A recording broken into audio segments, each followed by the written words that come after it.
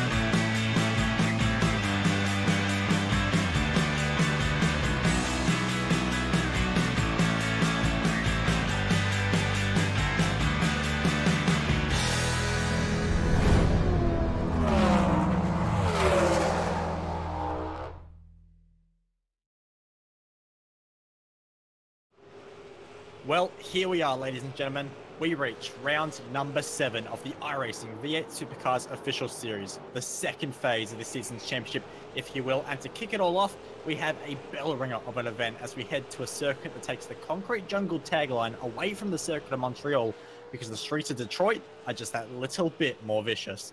You're watching V8 Online's coverage tonight live on the iRacing Esports Network, which continues to grow day after day. And if you are new here and are liking what you're seeing, be sure to hit that subscribe button.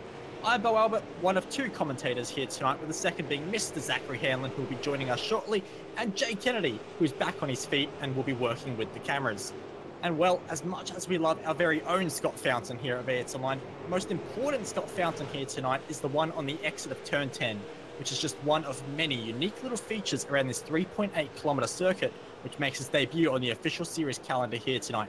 But no feature is quite as unique around this circuit as the remarkably bumpy surface, which is combined with concrete walls lurking on the exit of every single corner, just waiting for any one of the 28 drivers we have here tonight to lose their concentration for just a millisecond. And concentration is so critical in qualifying. As we can see at the moment, the top of the timesheets are just 7/100ths of a second between Dane Warren and Josh Rogers. Rogers didn't quite get the first lap hooked up as much as he would have liked, and does have to settle for P number 2 on the grid, but still plenty of drivers firing their way around this circuit, one of which is Wayne Burke, currently lines himself in P number 8. Around the second half of this lap, where it does have a very big character difference, this is a lot more flowing than perhaps the first part of the circuit. Now into one of the hardest corners, where it's so bumpy and putting the traction down is so difficult, you would never believe it. And now into this final 2 sections of corners, the double right-hander, fire it into the first, get as close as you can to the wall on the exit, and plant the throttle down this front straight, which does not want to be straight at all.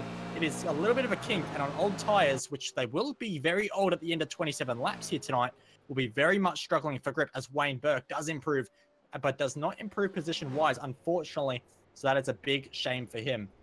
Still, a few more drivers trying to get some experience around this track, even if they are actually finished with qualifying. A lot of drivers going onto their 3rd laps on this circuit, which is a bit of a unique thing we don't often see.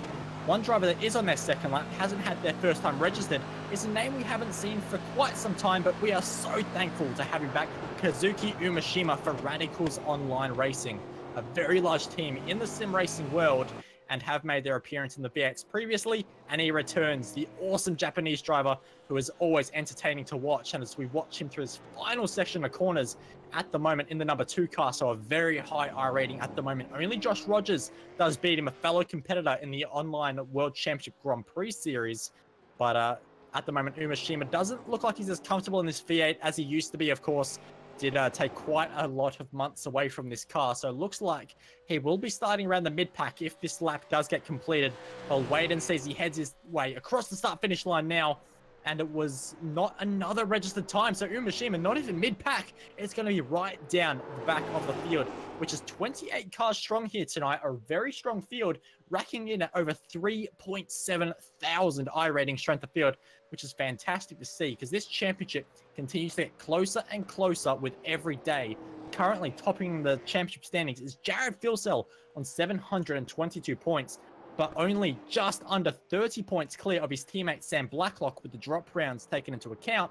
Forzan Al Nabi, Wayne Burke, and Cooper Webster all in that tight little fight for that third spot as well. So a lot of drivers at the moment really getting very competitive in this series, which is fantastic to see that everyone is really beginning to mark this championship. It's one of the big ones they want to win at the end of this season. But with that, qualifying is just about done. We only have a few cars on track, which includes Thomas McMillan, Greg Sharp, and Kazuki Umashima, but none of their laps look like they will be improving. So let's kick off what will be a 28-car field here at Detroit Circuit Belle Isle. It will be led away by these 27 laps by Dane Warren with a fantastic lap just over the 1 minute 30 second mark. Josh Rogers came so close to knocking him off the top step, but was not able to do it. Brady Myers for TTL Esports lines up in P number 3 with Riley Blythe and Brett Loxton, your top 5. Jordan Ross lines up in P number 6 ahead of second place in the championship, who stands a lot to gain in this race, Sam Blacklock from P number 7. Wayne Burke from P number 8 with Josh Nowak, your major series championship leader at the moment, in P number 9. Thomas McMillan, always entertaining, from P number 10. Emily Jones kicks things off from P number 11 with Brian Borg, Jay McKnight, Corey Preston, and Sam Sutton, your top 15. Tim Harris kicks things off from P number 16, and just behind him is Brenton Hobson, someone we expect to see so much further up in these races, but not able to do anything in qualifying this time around. Marie Hrushka actually got an identical lap to Hobson, but on her ASM All-Star Motorsports debut will kick things off from P number 18. Daniel Williams from 19th with Steve Jansen, your top 20. Mitch McLeod probably on no practice from 21st. Craig Jones, P22. Wayne Taylor, David Miller, Jean-Francois Arsenault, that's a horrible pronunciation from me there, from P number 25. Greg Sharp from P number 26, and Kazuki Umashima and Brendan Jackson not able to register lap times for this race, which is going to be so difficult because passing opportunities are limited here, but a big opportunity comes at the very start of the lap at turn number 3. So we'll wait and see if anyone's feeling brave on this first lap of 27, because strategy is out the window here today. We're not expecting to see any pit stops. The drivers will all be focusing on tire life, because tires at the end of a stint here will get horrible, as we do hear revs rising for 27 laps here at Detroit Belle Isle, the first ever time, and we are underway, and it's a great start from the front for Dane Warren there, immediately into the lead as we see scrapping at the back. Josh Nowak got a horrible start, 3 wide into turn number 1. Looks like we are all clean through turns number 1 and 2 so far. Bits of contact here and there though, but for the most part, it looks like we are all okay. Heading towards turn number 1. Jordan Ross slow on the run to turn number 3. So must have picked up a slowdown somewhere or damage to his car as they fight their way into a big braking zone for turn number 3. You can see one of the TTL cars trying to make up a lot of moves early in this race, but they have to sort themselves out quite early here because it does tighten up and gets very dangerous. Already hearing of a few casualties as Brady Myers tries to put a bit of pressure on Josh Rogers at the moment. Not able to do it as Dane Warren has absolutely bolted from this field.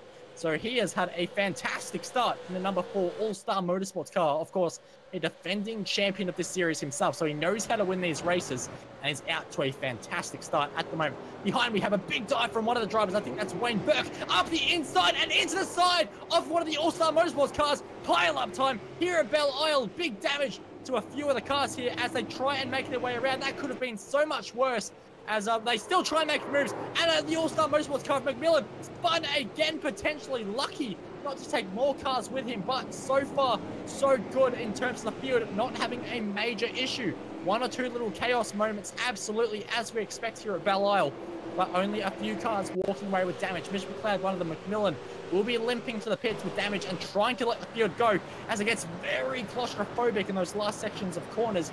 But back up to our race leaders as they make their way past the first lap, and as Dane Warren with an absolutely stonking first lap, already 1 second clear of Josh Rogers, which is such a hard feat to do. Brady Myers for TTL Esports is following Josh Rogers, and they get very squirrely for breaking into turn number 3. But also another driver trying to make moves as Brett Loxton tried to make something happen with Riley Blythe, almost made himself come under pressure from Sam Blacklock in the background as well. So, and Blacklock's actually got an issue there, so he's going slowly, must have picked up a slowdown.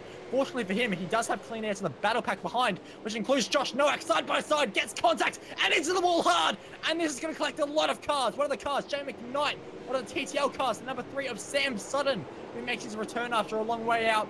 And now, big damage to a few cars, try and spin their way around, but I think Josh Nowak very well could be done for the day. Sam Sutton, big damage to his car as well, and unfortunately, I thought he might have been okay, but that car does not look healthy in any way, shape, or form. So big drama already at the start of this race. A lot of drivers getting involved in little incidents and getting damage to their car, and this race is as much of a survival race as it is an out-and-out sprint race. You have to make sure you're looking after your tires, of course. We said at the start this would be a very critical part of this race, but looking after your car, keeping the body panels in check, making sure that you're not, being over-aggressive, overworking the car and getting unnecessary damage is going to be so critical to your race result at the end of these 27 laps. Dane Warren at the moment, just an absolutely fantastic job. 2.3 seconds now. Absolutely flying ahead of Josh Rogers at the moment. Brenny Myers not able to live with Rogers as well. But then we do have the 2 cars behind, Riley Blythe and Brett Loxton just a little bit behind as well. So we'll wait and see if those two can develop into a bit more of a battle. That, of course, drops Sam Blacklock, who had that issue at the start of the second lap. So Blacklock already not off to the strongest start, and he really has to capitalize in this race. Of course, Jared Philsell, championship leader and teammate to Blacklock, not turning up for this event, and with a big strength of field, big points on offer here, so big championship implications if he can make it work, as Loxton makes his way side by side with the driver O'Reilly Blythe through this braking zone, which you have to go through a kink as well, so easy to unload a tire, lock it up, and unfortunately for Loxton, not able to make it work around the outside, which should be to expect, in all honesty, a very tough corner with a lot of bumps on the inside as well. So we'll wait and see if Loxton can set something up, because his best opportunity is going to come around the turn number 3 place, and he's very close under the rear wing of the Evolution Racing Team Falcon, which I have to check. It has purple rims on today, so I am not a fan of Riley Blythe today, so we'll wait and see if Brett Loxton can make something happen as they final their way down this front straight now. And Loxton just needs to get himself a couple of tenths of a second forward here, get himself a bit closer under the rear wing of the 12 car, misses the first apex, which makes him a lot tighter through the left-hander, so I don't think he's going to be able to make anything happen on this particular lap. So Loxton having to wait once again. But he's not the only driver in a bit of a battle out on track at the moment, one of which is Jay McKnight, who is currently in a bit of a damaged Evolution Racing Team car after that issue for Josh Nowak. But he has Tim Harris behind at the moment for TTL Esports. So we'll see if he can do anything. And, well, we do have Kazuki Umeshima trying to make some moves, and he does make moves, but only because Marie Hrushka makes a mockery of the turn number 3 corner there. And that was a big disaster there for her. So we'll wait and see if she can try and recover just a little bit. But for the moment, Kazuki Umeshima, having an absolutely fantastic race at the moment, finds himself up to P number 13 from 27th on the grid, which is a fantastic effort there. And I believe after a little while in this race, we might be joined by Zach Hanlon. Yeah, you're absolutely right, Bo. What a bit of a scrappy start we've had to this one. We've already got 6 cars that are pretty much out or out thereabouts. We still see a couple of cars like Wayne Burke got caught up earlier. He's still trundling around, albeit with a missing bonnet. But yeah, everyone just getting into the groove right now. A couple of battle packs still going. Brian Borg's being hunted fairly keenly by Emily Jones, and she's in a bit of a sandwich there with Corey Preston tailing up behind her too. And Rogers just behind, yeah, in fact, Rogers is going down the order on the timing screen, and he's back. Blinking in and out a little bit. Yeah, I think he might have had an internet connection there, an internet connection issue, just because he was coming over the line there, and he started going back through the timing, but he is back up in position number 2, trailing our leader, Dane Warren, by 1.9 seconds at this stage. So Josh going to have to get a little more rhythm going if he wants to start working that gap back. Still looking like it's about 1.8 seconds at the moment. So he is starting to bring that back very slightly. But Dane Warren has done a very good job early on to get that nice little jump and just stay out of the way and stay, most importantly, out of the walls and the barriers here at Belle. Yeah, absolutely. But as you were just alluding to there, Rogers is actually on a bit of a charge now. 7/10 of a second last time around, quicker than Dane Warren. So Warren was out to a very healthy lead of about 2.5 seconds, finds its way down to 1.9. And from my Delta screen at the moment, down to 1.8 currently. And we'll wait and see how it is at the start-finish line. But Rogers, we know how quick he is. We know how fast he can be in one of these V8 supercars. And just getting into the wall just a little bit on the exit there, but no harm, no foul for Rogers. But on his way across that finish line, the gap stays about 1.9 seconds. But if you want to be technical, it came down by 1/100th of a second. But nonetheless, Warren has to start looking after his tyres a bit, because we know here, Zach, this is a real tyre killer of a circuit. And with no pit stops here today, tyres are going to be feeling it after 27 laps. Yeah, I don't envy these guys having to go 27 laps around Belle on one set of boots, but you know, that's something that everyone's going to be taking into account. Kazuki Umeshima making his way back through the field now, just having a little bit of a look on Hobbo, just showing his intention, goes very late on the brakes, pulls out, and a very nice move there by Kazuki Umeshima.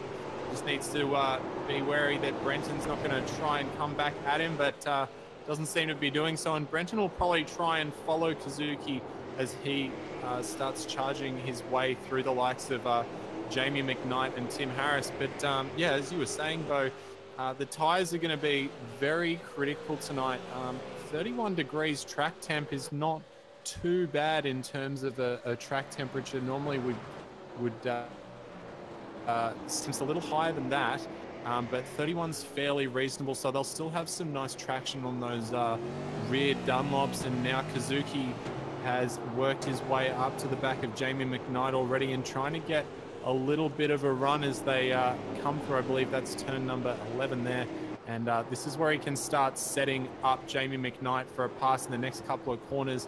His next two right-handers are fairly high speed, and it is very difficult to make a move through there unless you are very much faster than your opponents. But I think Kazuki's going to have to wait until he comes down into the braking zone here at turn number 1, and just opting to bail out of that. Going to follow Jamie through this little turn 1 and 2 section, maybe go for a bit of a dive down into turn number 3, which is probably the most prominent overtaking position on this track. So Kazuki looking good in the slipstream of Jamie McKnight, pulls out to the inside, nice and late on the brakes. Jamie McKnight pulls over and says, there you go, mate, you have that one. And Kazuki Umeshima makes up another position up into spot number 11 now, after starting 27th on the grid. So doing an absolutely fantastic job so far, and by the looks of it, keeping all the panels on that Holden Commodore very clean as well. Yeah, absolutely. If anyone from the commentary box heard me before this, before the race started, I was extremely excited to see Kazuki Umeshima back in this field, because he does this every single time, puts on a fantastic show, always very quick, very clean, and very decisive in his overtakes, and doing a fantastic job. Another driver who came from the back of the field and is trying to make some moves up is Brendan Jackson for Velocity Sim Racing at the moment. And he finds himself up 10 spots at the moment, which is all you have to do at Belle Isle, because he has just simply kept out of trouble and let everyone else make mistakes around him. And he finds himself plenty of positions up on his grid slot. So he's doing a fantastic job as Wayne Burke actually tries to get a move done on the driver of Steve Jansen there. So Wayne Burke, of course, we saw him have that issue at the start of the race with a lot of damage still on the Synergy Sim Racing car, making his way back through the field. So we'll keep an eye on how Wayne Burke goes, because a lot of drivers out of position at the moment and having to fight their way back through, as Brenton Hobson now finds himself trying to make his way back through, as Jamie McKnight is the car just in front of him, and he gets a big wobble on the exit of turn number 2. And even though Hobbo is a long way back, that exit is going to hurt McKnight quite a lot. So Hobbo sees the invitation, thinks about it, but will have to RSVP another time, because the door just wasn't open on this occasion. Yeah, Jamie went pretty deep on the brakes there. It was kind of half-hearted from both of them, I think. One of them tried to kind of defend and the other one kind of tried to attack, but neither of them were really sure about what each other were doing, and they both just decided to call it a day and stay as they were. So that's going to help, well, it's not going to help Brenton Hobson there. He probably really wanted to stay up behind Kazuki Umeshima for as long as possible and just keep that momentum flowing with him and follow him down the straight so that he can possibly, I mean, they don't really have to worry about fuel saving, I guess, but just save himself a bit of effort and a bit of time on each lap by having that slipstream, maybe not having to use up the rear tires as much as they would like. But there are a couple of battles still forming. Corey Preston is still behind Emily Jones. Emily just getting a little bit squirrely as she comes out of turn number 13 there. And Corey's been trying to latch onto her for the last few laps. He's made up a little bit of ground. It's definitely closer than he has been in the last couple of laps. And Emily has slightly fallen off Brian Borg as well. Although Corey not getting the best exit out of turn number 2 there. And he'll have to reside in that position number 9 for a few more corners at least. And Kazuki Mishima has done a fantastic job of rolling in Tim Harris so quickly. And he's catching up to Corey Preston, Emily Jones, and Brian Borg at a fairly decent rate as well. So he should be up on them fairly soon. But we can see there is quite a large gap as Kazuki actually just tapped the wall as he was coming into turn number 4 there, I believe, or turn number 6 actually, pardon me, just on entry there, just scraping the wall. But he's there's quite a large gap between a lot of these battle packs just because of those massive accidents that we had earlier that have just really split the group up for the time being. Yeah, absolutely. That is a shame to see, but if any driver can make up that ground, I think it's Kazuki Umeshima, the second fastest driver last time around, and only finds himself down in P number 11 at the moment. So a lot of pace yet to come from the Radicals online driver. So we'll see what he can do with the driver of Tim Harris just in front, who gets a big moment heading through the penultimate corner, well, depending on what you want to call the penultimate corner. Because, of course, this straight with a big kink on it, that could be defined as a corner. I'm not going to call it a corner because you can see Kazuki Umeshima flat on the throttle heading in towards turn number 1. And he has to start setting a move up. Takes a very wide exit, with a very tight exit through turn number 1. Opens up to the left-hander, which allows him to have so much more straight line speed. And okay, so there was an issue for Tim Harris. Wow. A slowdown there, very close indeed. And he had a slowdown, and Kazuki Umeshima just had to jump on the brakes to avoid contact and then get the move done. But probably know how Kazuki was imagining that move would go, but he's through nonetheless, Zach. Yeah, I'm not even... I'd be surprised if Tim Harris actually had a slowdown there, or if he actually just decided to pull over and let him through. But Kazuki definitely wouldn't have been expect to pull out very quickly from out behind. And just up ahead of those guys, Emily Jones is continuing to just fall away from Brian Borg ever so slightly, and Corey Preston ever closer. And I dare say that Corey's will be spurred on by the fact that he now has the Radicals online machine of Kazuki Mishima right behind him, or right in his mirrors now. So the gap starting to close already, and this little battle pack for 7th and 9th are going to have to start getting a move on, because Kazuki Mishima has been looking last few laps, been pulling in about 0.6 of a second each lap. Might be as dramatic as they come around on this plus Tim Harris, and it is not only about 0.04 of a second there, but Emily Jones and Corey Preston matching each other for lap times to the 1,000th of a second. So very impressive from those guys. Corey Preston very close this time round, but not quite close enough to pull off a move on anything just at the moment.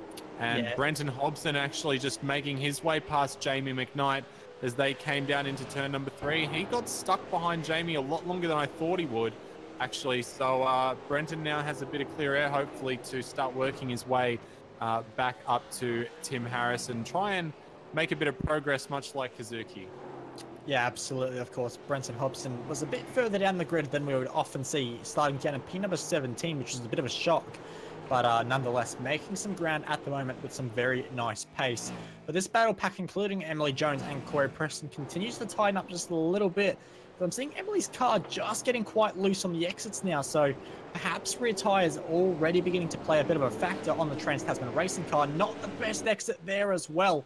So Emily beginning to struggle a bit, which is quite worrying because we're not even at the halfway stage of this race yet. So we'll wait and see if Emily can have anything to fight with at the moment, because once again on the exit they're just not quite as stable as the other cars. And if you look at someone like her teammate Sam Blacklock, he's able to drive the car off the corner quite cleanly, not wildly getting oversteer, but nonetheless Emily with a lot of oversteer in that car at the moment. One driver that doesn't have oversteer but does have a driver in front of him is Brett Loxton, was right under the rear wing once again of Riley Blythe for 4th position, and Riley's continuing just to hit his marks, drive his own lines, and in some ways this is a circuit which really does favor that, as Emily Jones, I'm saying, does get past Brian Borg eventually up the inside, just about leaves room on the exit. Now the two cross-continental motorsports cars almost side by side through this section of the track, not somewhere you want to go side by side, but nonetheless they just about managed to sort it out. But this has now allowed Kazuki Umeshima into this fight, and Corey Preston lights the rear tires out of that corner, and you don't want to give Kazuki Umeshima too much of an incentive to get a move done down the inside. Thinks about it, goes out a little bit wide here, and does go up the inside. A very late move up the inside, and Preston does leave more than enough room, and Kazuki up one more spot. So a fantastic drive there. Next target of him with Brian Borg, who's also looking for redemption on Emily Jones. So all of a sudden this battle pack has well and truly exploded, as Riley Blythe continues to hold off Brett Loxton, who is not making any progress at the moment. So we'll stick with this battle, including Emily Jones, Brian Borg, and a whole bunch of other cars now, because this pack has now also included Tim Harris for TTL Esports. So Zach, this battle pack continues to grow and grow.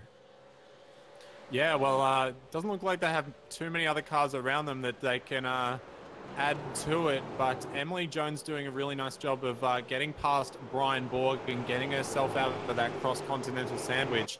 But Kazuki Umeshima now looking to get past Brian Borg, and Kazuki has the double slipstream here. Don't think he's enough.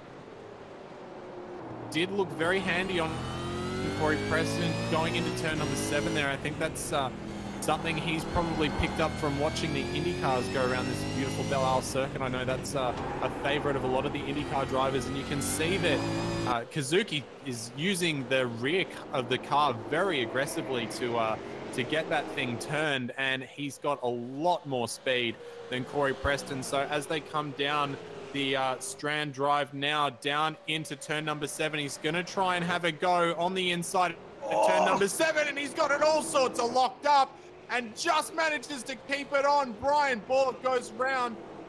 Yep, Corey Preston went straight through there as well. Completely overshot and had to flick spin it in the escape road. So very lucky for Corey Preston that that was one of the few corners that doesn't have a concrete wall in front of you, and you can in fact turn the car around. What that's done is allowed McKnight and Hobson both up one spot, and also the driver of Tim Harris will benefit from that as well. So this battle pack continues to go off bit by bit, as the gap at the front of this field comes down to 1.2 seconds. Just quietly, Josh Rogers has been nipping and tucking away at that lead for Dane Warren. So we'll see how it progresses. 0.2 of a second faster was the drive of Josh Rogers last time around, as the battle pack, including Brian Borg and Umeshima, continues to heat up just a little bit. Borg did not get the exit he would have liked, and you can see there Umeshima already thinking about a crisscross under brakes, but decides better of it this time around. But you can be sure if any opportunity presents itself, Umeshima will go for it, as they head through such a tricky section of circuit where you really do have to just be so careful of the surroundings of your car, not to knock a front panel off, not to damage the aero on the car at all, as Umeshima continues just to use the rear tires to rotate the car quite a lot. Lights it up on the rear tires again, and he has a good run, but he has to do better than he did last time. He was very aggressive, had the car on the lock stops under the brakes as he heads into this tricky section of braking zone, as it has a kink in it, and he can't do anything on this occasion. No, Brian Borg doing a good job to defend that line, and yeah, Kazuki obviously having a bit of trouble the last time round, and maybe just being a little more cautious, using a wider entry through this section here at turn number 12. And now as they come through 13 and 14, he's going to be tucked up right behind the back of Brian Borg, almost pushing him through turn number 13 there. And he's going to have a nice run now down into turn 1 and 2. He might even get the move done before we get down into turn number 3, but I suspect that he'll just tuck in and focus on getting a nice exit. You can see he's hugging the apex a lot nicer than Brian Borg there, just taking a slightly wider entry, which gives him much more exit speed. And you can see now Brian Borg looking to hug the inside of the track. He doesn't want to let Kazuki pass without a fight. Kazuki's going to have to go the long way around, but he's got massive braking performance there. Not quite good enough though. Brian Borg going to hold it around the outside. Kazuki got a couple of wheels on the grass there. Not going to be able to pull it off this time. Going for a bit of a crisscross, and again, might try and, give a bit of a tap as they came in the corner, and he's in the wall! Oh no, Kazuki on Mishima was doing so well, and just having a bit of contact with the rear of Brian Borg's car there, and that has stopped his run immensely. Still able to carry on, and didn't hit the wall too heavily, so might get away with that. Doesn't, he's having a look on board now. It doesn't look like he has any real steering damage at the moment, so he'll be able to continue on, but having a lot of work to do now, even behind Corey Preston, who had to flick spin it at turn 7 a few laps ago. Yeah, absolutely. That's a massive shame for Kazuki Mishima. Finds himself now all the way down to P number 14 after he started the lap in 9th. Looked for 8th place, but it wasn't quite to be. Just on that last lap as well, we also had Brett Loxton get the move finally done on Riley Blythe, only to immediately lose the spot once again to Riley. So these two having a fantastic fight, and what that has meant is that Sam Blacklock has been able to make this ground up now, and now finds himself in this battle for P number 4 as Loxton continues just to not be able to get the power down. Putting your wheels in the grass, not going to do anything to help that at all. But nonetheless, he's really sliding the car around, getting aggressive, getting impatient behind the driver of Riley Blythe. He continues just to hit his marks, drive his apexes, get the car square off the corners on the throttle nicely, and that's all he has to do. But it just means that Loxton has no real opportunities at the moment, and he's using up the rear tires so much more, which is only going to hurt him later on into this stint, because Riley's still going to have plenty of grip in that ERT Falcon, whereas Brett Loxton is going to have nothing and will come under pressure from Sam Blacklock a lot sooner rather than later. Yeah, and Sam has been closing in while these guys have been battling quite a bit, and his lap times have been pretty good throughout this entire race. His fastest lap was actually faster than the two guys ahead of him. So definitely a chance that he's going to be able to close up on these guys as well. And Riley Blythe just getting a little bit of oversteer coming into turn number 13 there. And now he's going to have to make sure that he gets a nice exit. I think turn 1 and 2 is really the most critical area of this track, just ensuring that you have the most speed coming out of that corner. And Brett Loxton almost losing it completely. Just, wow. Left, right, left, right, left, right. Brett, keep that wheel straight, mate, and you'll do a little better. But he manages to keep it straight for the time being. And the little eyes in the headlights of his car will have to continue daring at the back of Riley Blythe's car. But I really feel like, because one thing that we're not really all that accustomed to, Bo, driving GT cars, we don't really have all that much adjustability in our cars, albeit, you know, ABS strength and traction control strength and brake bias. These guys have the anti-roll bars to play with, and I think that that's something a few of these guys might be doing around this part of the stint, is just playing around with the anti-roll bars as the balance of the car changes, softening the rear to try and get a little more traction, not as much turn in, or softening up the front to try and get a little more grip mid-corner. So guys, going to be, I guess that's the real strategy of today, is going to be playing around with your bars to make sure that your car lasts and it has a bit of speed. But Brett Loxton's just trying to look for every which way around Riley Blythe right now, but those matte purple rims just keeping him one step ahead at this stage. Yeah, I'd much rather you didn't mention those rims. They're absolutely horrible. One thing isn't horrible is side by side down the front straight when there's a kink in the middle as well. Loxton trying everything he can, couldn't do it, and I don't think that was a smart call, because he's now once again tightened up turn 1, which hurts his exit on through turn number 2 and means he doesn't get the run. Loxton isn't setting the car up how he needs to through turn 1 and 2. He's not giving himself the best opportunity, and you can see that he's good on the brakes in turn number 1, but doesn't have the amount of gap that he needs to be able to successfully get that move done.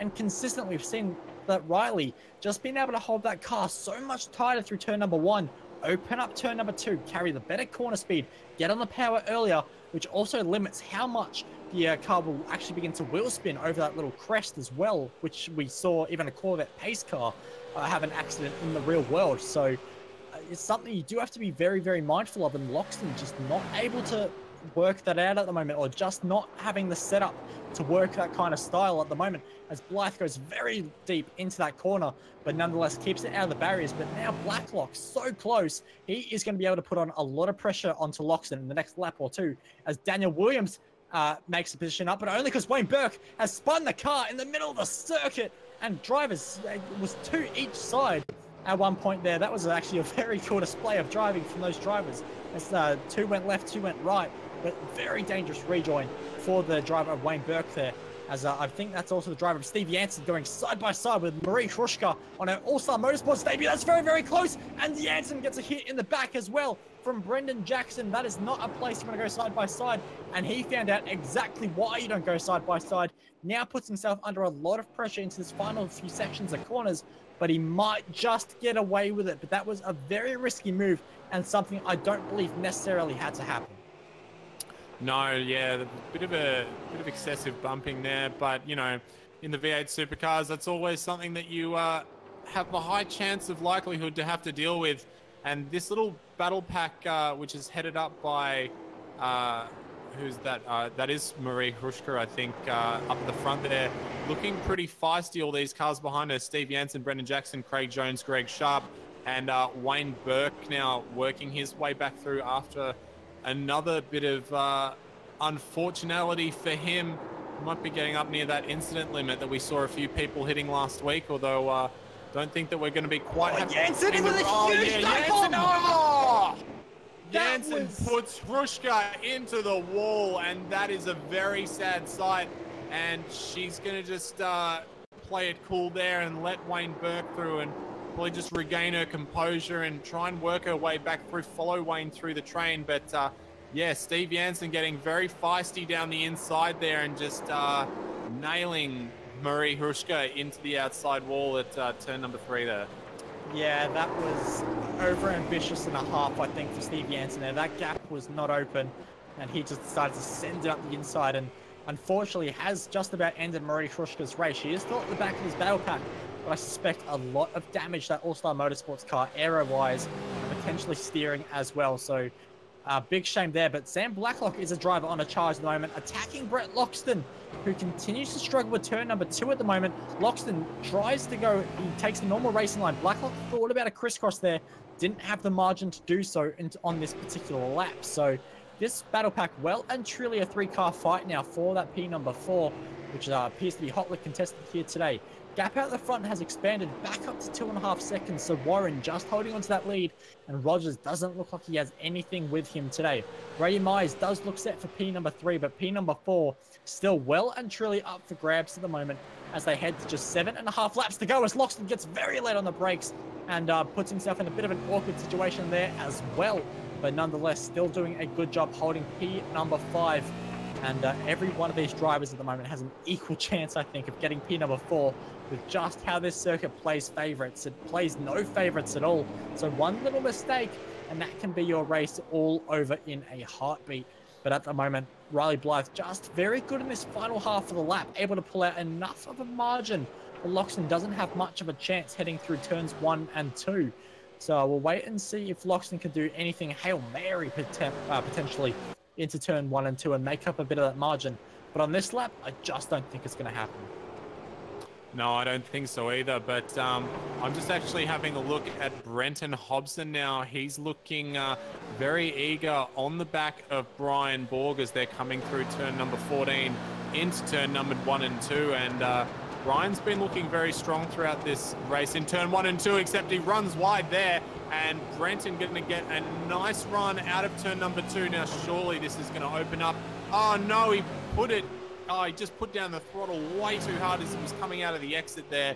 And that has destroyed what I think would have been a very easy overtake. And his Brian Borg's teammate, Corey Preston, now is having a look down the inside of Jamie McKnight, and Kazuki Umeshima tucked in right behind as well, looking to make his way past a few more cars before this race is over. So Corey Preston now going around the outside, just using a bit of only barely any overlap there. And oh wow, Jamie McKnight getting very squirrely out of turn number 6, and that's going to give Corey Preston the advantage as they come down the straight with some more speed. But Jamie McKnight has the inside line, and he's going to keep it there for the time being. And Corey Preston having to squeeze against the wall, just making it through. And Kazuki Mishima says, I will take that one, thank you very much, sliding it down there very nicely. And now looking to get past Jamie McKnight, who's just looking a little bit wayward through this section of corners here. Tim Harris. Tim Harris has big damage. Oh, he's got big damage to that car. I'm just going to go on board. Yeah, his steering is completely gone. He's on a 90-degree angle to turn that car. And Kazuki Mishima up as well has just hit the wall almost on the straight part between turn, I think 12 and 13 there. He's looking past Jamie McKnight as well. So these walls at Detroit are not holding any secrets. And they are making sure that everyone knows that you do not want to touch them or you're going to have big issues. As Kazuki Mishima now looking to make his way past Jamie McKnight. Jamie taking a defensive line and stopping Kazuki right in his tracks. But Kazuki's been looking very fast. And Jamie using up his rear tires as much as he possibly wants to before the end of the race. Mate, you've still got another 5 laps left on those things. I'd save a little more. But Kazuki now hunting his way up.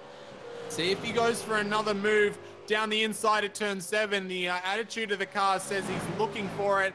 And he's trying to pressure Jamie into taking that very, very tight line. And you can see now perfect little crisscross there to try and now this is where it's all going to pay off for him. If he can quite make it, not quite. Just trying to make Jamie take very tight lines so Kazuki can take all that momentum and speed through the corners and try and get an upper hand. But on this time, Whoa! Corey Preston with a huge accident!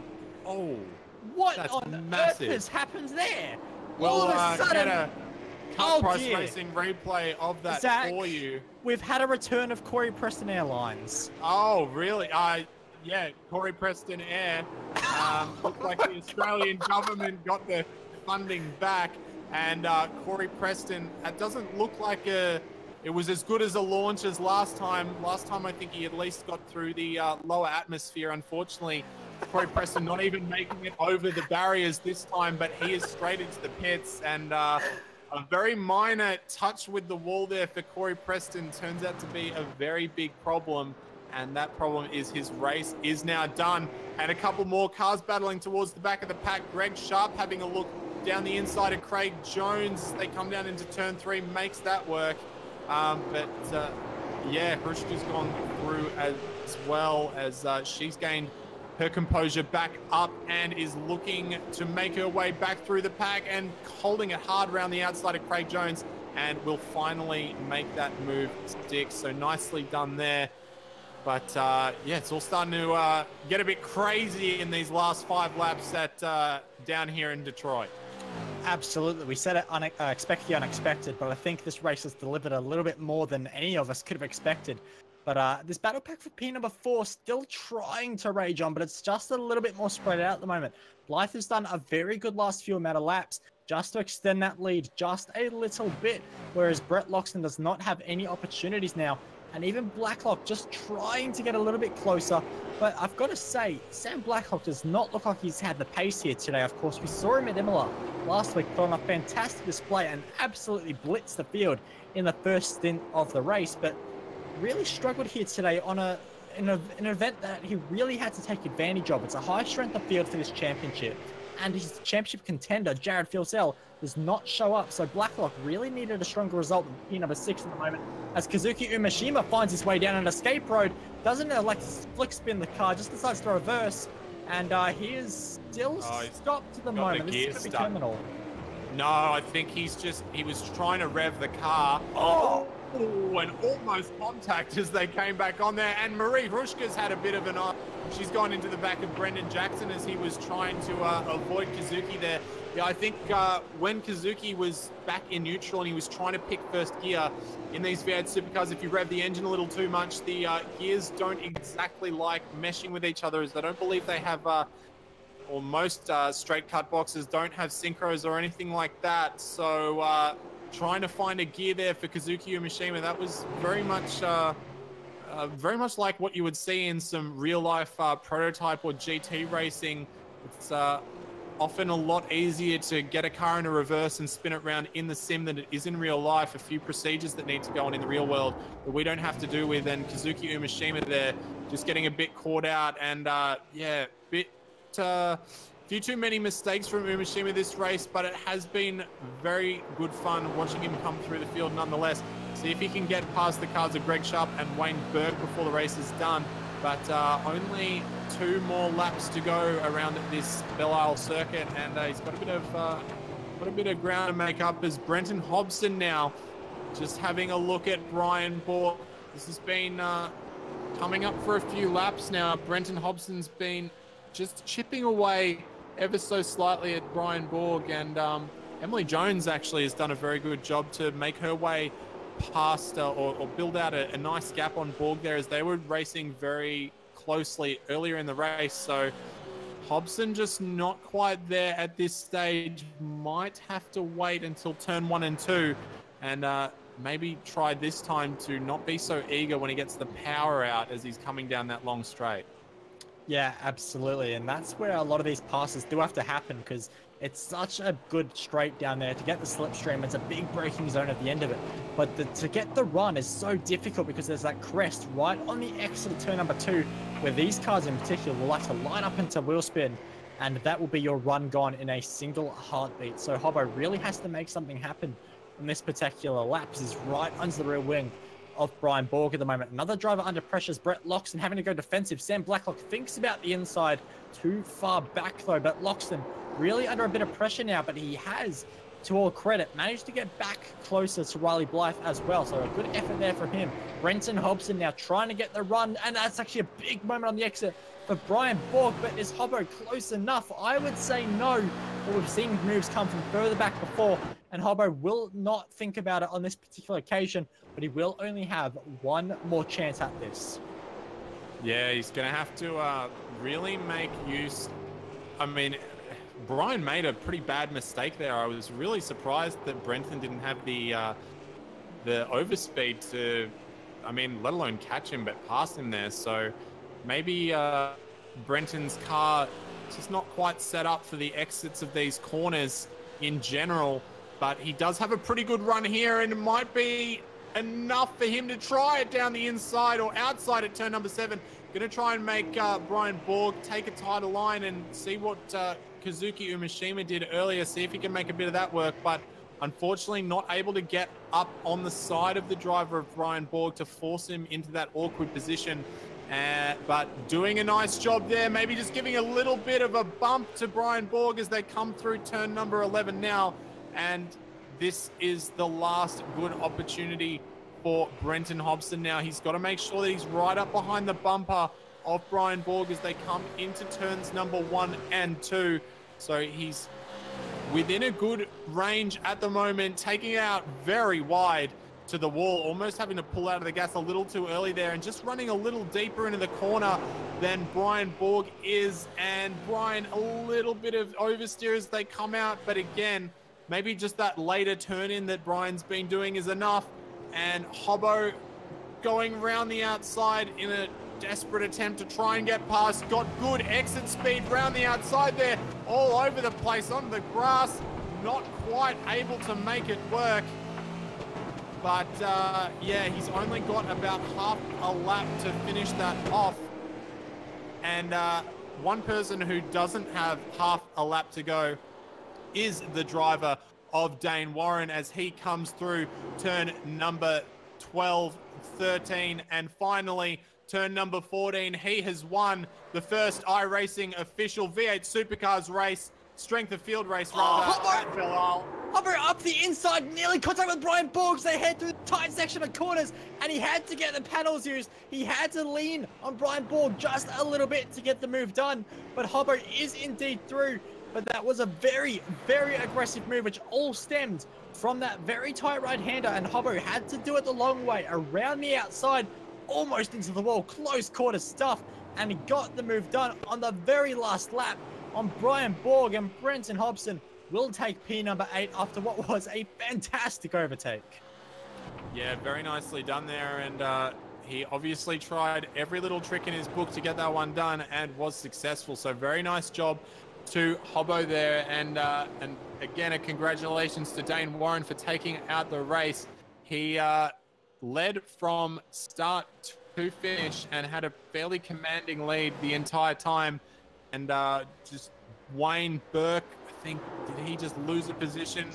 Mishima actually lost a spot as well. He looks like he got a slowdown of some description. I think Burke and Mishima might have gotten slowdowns as they were coming through the last few sections of corners there. So they've both lost spots to P14 and 16 respectively, and bit of a little accident coming through turn number 1 there for a few cars as they were coming over the line. But we will go to our results for you now. And Dane Warren, with a commanding performance in this race at Belle, takes out position number 1, followed by Josh K. Rogers, just 2.2 seconds behind, but never quite within striking distance throughout that race. Brady Myers having a quiet race all by his own, 5 seconds either side at least for 3rd position, final spot on the podium. So well done to Brady. Then we had Riley Blythe in 4th, holding off Brett Loxton and Sam Blacklock. Emily Jones having a quiet race after that battle earlier with Brian Borg and Corey Preston. Brenton Hobson getting that last lap pass done for position number 8. Brian Borg took out position number 9, and Jamie McKnight battled on throughout that race to come home in position number 10. Kicking things off from P number 11 is Daniel Williams, which was a bit of a quiet drive for him, but a good result in P number 11. Steve Jensen was involved in a lot of the fighting tonight, comes home in P number 12. Greg Sharp and Wayne Burke at P13 and 14. Burke having a bit of a tough race after kicking things off from P number 8 on the grid. Brennan Jackson was down in 28th on the grid, comes home in P number 15, so a great result for him.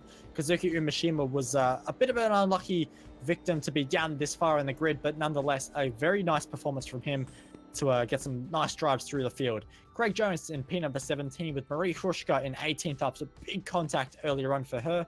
David Miller in P number 19 with Wayne Taylor, your top 21 lap down, but does bring it home ahead of Jordan Ross, Tim Harris, Corey Preston, who was 6 laps down after his little airlines flight and got yeeted.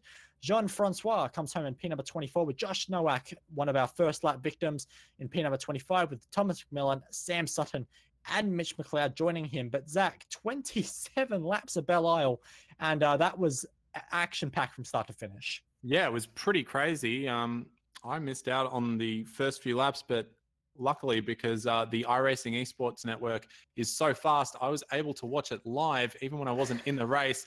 And there were some very big accidents there and a few bizarre ones.